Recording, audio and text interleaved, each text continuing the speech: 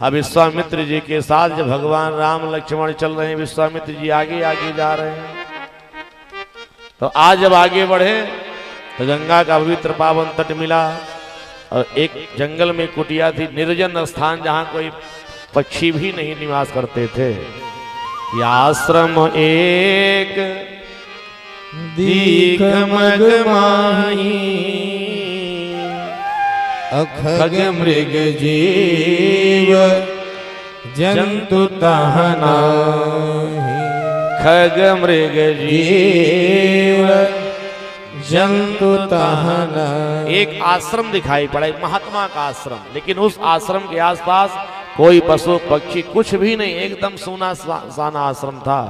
राम जी की लक्ष्मण जी की दृष्टि उस आश्रम पर पड़ी तो राम जी आश्रम को देख करके कहा, गुरुदेव ये किसका आश्रम है? विश्वामित्र जी ने कहा, राम अब आप पूछ रहे किसका आश्रम है? अरे आपको पता नहीं है, आप तो अंतर्यामी, आप सब जानते हो। ये गौतम मुनि का आश्रम है। राम जी ने कहा एक पत्थर की शिला पड़ी हुई है। कहा वो कोई और नहीं, गौतम जी की पत्नी अहिल्या है।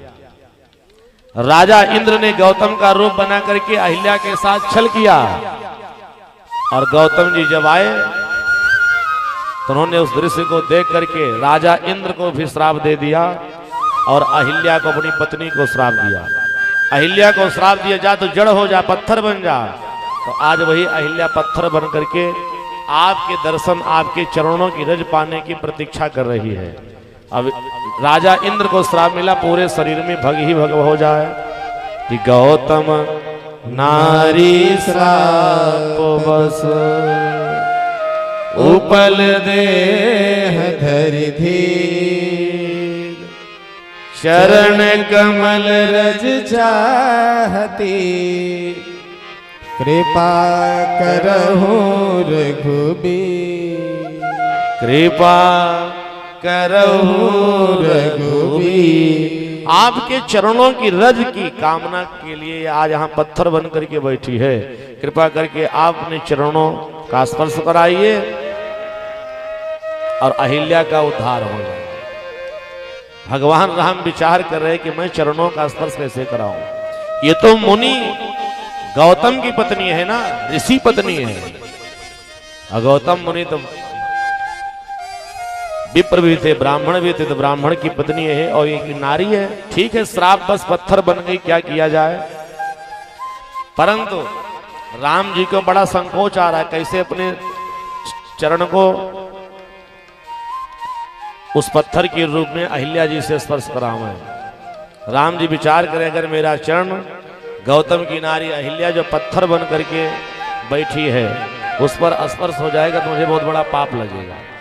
कुछ संतों का मत है कि भगवान राम ने पत्थर पर अपने चरण स्पर्श ही नहीं किए। पत्थर के सन्निकट भगवान राम चरण लेकर के गए। भगवान राम के चरणों की जो धूल लगी थी ना, वो धूल सजनों उड़ करके जब पत्थर पर पड़े तो आज अहिल्या जी का उद्धार हुआ। बोली भक्तवत्सल भगवान। परंतु गोस्वामी जी महाराज इस बात की पुष्टि नहीं करते कि चरणों की धूल अहिल्या पर लगी। गोस्वामी जी कहते ऐसा कुछ नहीं। भगवान श्री राम विश्वामित्र जी के कहने पर अपने चरण का स्पर्श उस पत्थर से कराया कि जब तक चरण का स्पर्श पत्थर से नहीं होगा तब तक अहिल्या का उद्धार होने वाला नहीं है।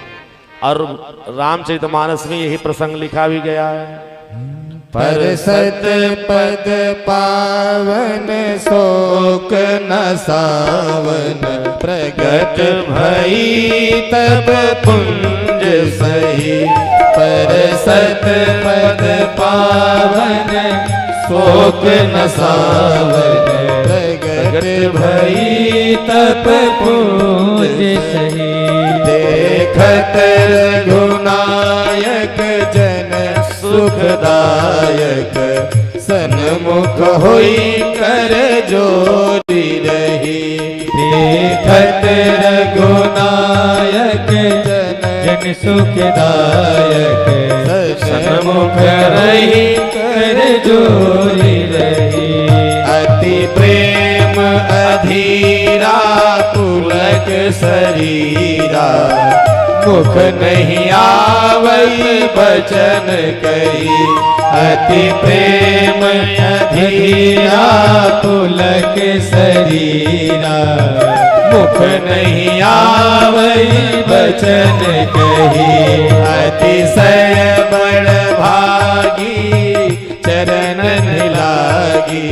जुगल नयन जल धार बही, अतिशय बड़ भागी चरण लागी। जुगल नयन जल धार बही। भगवान ने जैसे अपने चरणों को स्पर्श कराया, अहिल्या जो पत्थर बनी थी बढ़िया सुंदर नारी के रूप में प्रकट हुई। हाथ जोड़ करके भगवान श्री रघुनाथ का दर्शन करके अपने जीवन कृतार्थ कर रही हैं। प्रेम में मानो आज अहिल्या जी के नेत्रों से झर झर करके अश्रु की धारा बहने लगी। और अहिल्या ने भगवान से कुछ बोलने का प्रयास किया। बोलना ये चाहती है कि आपके चरणों का स्पर्श मुझे मिल गया, अभी संसार सागर मुझसे ज्यादा बड़भागी कोई नहीं। बोले भक्तवत्सल भगवान की। भगवान के चरणों को पकड़ करके दोनों नेत्रों से झरझर करके अश्रु की धारा, अहिल्या के नेत्र से अश्रु की धारा इसलिए बह रही है कि भगवान के चरणों की रज मिल गई, भगवान का दर्शन हो गया, मेरा जीवन धन्य धन्य हो गया, कृतार्थ हो गया। अब भगवान के भी नेत्रों से अश्रु की धारा बह रही। अरे मुझसे बहुत बड़ा अपराध हो गया, मैंने तो एक मुनि पत्नी के शरीर पर अपने चरणों का स्पर्श कर दिया। भगवान राम के भी नेत्र भर गए। जुगल नयन जलधार बही। जुगल माने दोनों, यानी अहिल्या और राम जी दोनों नेत्रों से जल की धार बहने लगी। बोली भक्तवत्सल भगवान। अहिल्या ने चरणों को पकड़ के कहा, मैं कितनी भाग्यशाली हूं, मैं कितनी कृतार्थ हूं। क्यों? जिन चरण कमल से इस धरती पर गंगा जी का प्राकट्य हुआ और गंगा जी आकर के पूरे संसार को पावन करती हैं। जो गंगा जी को भगवान श्री देवादिदेव महादेव अपने सिर पर धारण करते हैं, आज वही चरण कमल जिसको ब्रह्मा जी ने ब्रह्मलोक में पा करके चरणों को धो करके अपने जीवन को कृतार्थ किया था। ऐसा सुंदर सौभाग्य जो ब्रह्मा आदि देवताओं को भी नहीं प्राप्त हुआ, आज मुझे प्राप्त हुआ है। और मुझे तो लगता है कि हमारे पति जी ने जो मुझे श्राप दिया था ना, आपके दर्शन पा करके वो श्राप वरदान में प्रतीत हो गया। बोले भक्तवत्सल भगवान की जय हो।